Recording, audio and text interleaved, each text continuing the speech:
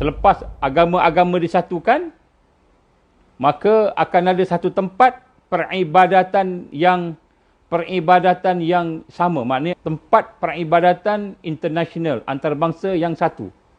Maka itulah yang digambar sebagai Third Temple.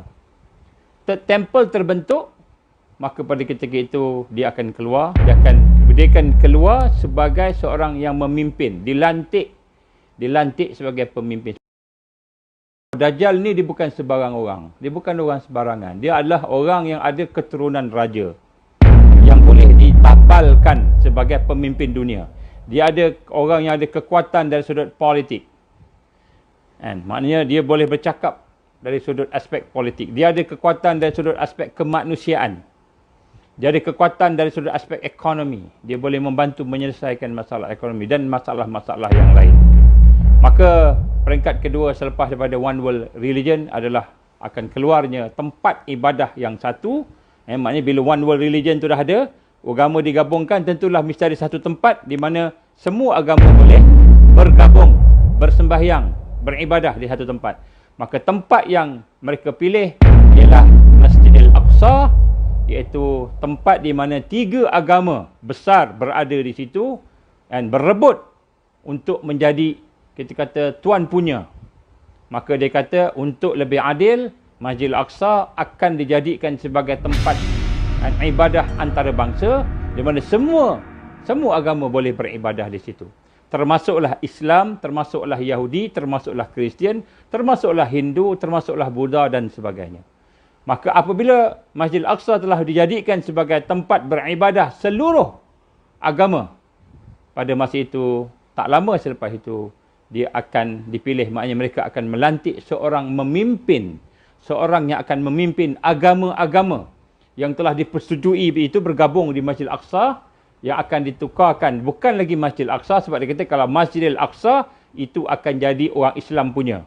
Maka dia akan tukar kepada the Third Temple, tempat ibadah yang kita melihat Bani Yahudi sebut sebagai Haikal Sulaiman, Solomon Temple, ataupun dipanggil sebagai the Third Temple. So the Third Temple ini akan jadi tempat ibadah yang dibina oleh 70 negara, 70 nation, 70 negara. Jadi yang bina itu bukan Israel. Israel itu kan tolong bangun aja. Tapi yang di belakangnya ada 70 negara bersama dengan agama-agama seluruh dunia. Maka dia akan menjadi tempat ibadah kepada seluruh agama-agama di dalam dunia ini. Dan pada masa itulah siapa yang jadi imamnya, siapa yang jadi pemimpinnya, maka akan anointed pada masa itu, and anointed the king of the world. Akan ditabalkan seorang raja di atas muka bumi ini yang akan menjadi pemimpin kepada seluruh dunia, iaitu digambarkan sebagai itulah dia Al-Masih Dajjal. Maka ketika kita melihat peristiwa itu telah berlaku, maka Al-Masih Dajjal dah keluar. Maka bagi mereka yang dalam keadaan lemah, dalam keadaan tidak ada kekuatan, tidak bersama dengan kekuatan umat Islam, maka jadilah orang yang low profile. Maka pada ketika itulah mereka akan membina temple tadi, dan akan bersatu di bawah satu temple. Dan akhirnya yang ketiga, setelah temple itu dibina, dia keluar dan kemudian dia akan menjadi the third, kita kata United Nation, maksudnya dunia, pertubuhan dunia.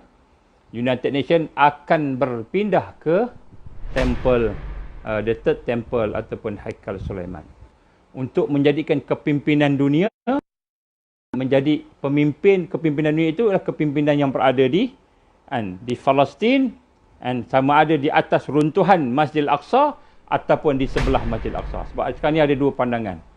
Sama ada dibuat di atas runtuhan Masjidil Aqsa ataupun dibuat di sebelah Temple Mount. Yang digambarkan Temple Mount itu ialah Quba As-Sakhrah. Quba As-Sakhrah ni yang warna emas, Dome of the Rock. Dibuat kat situ. Jadi antara dua. Jadi di sinilah kita lihat, apabila telah berlaku begitu, maka kita akan melihat pengisytiharan raja kepada dunia.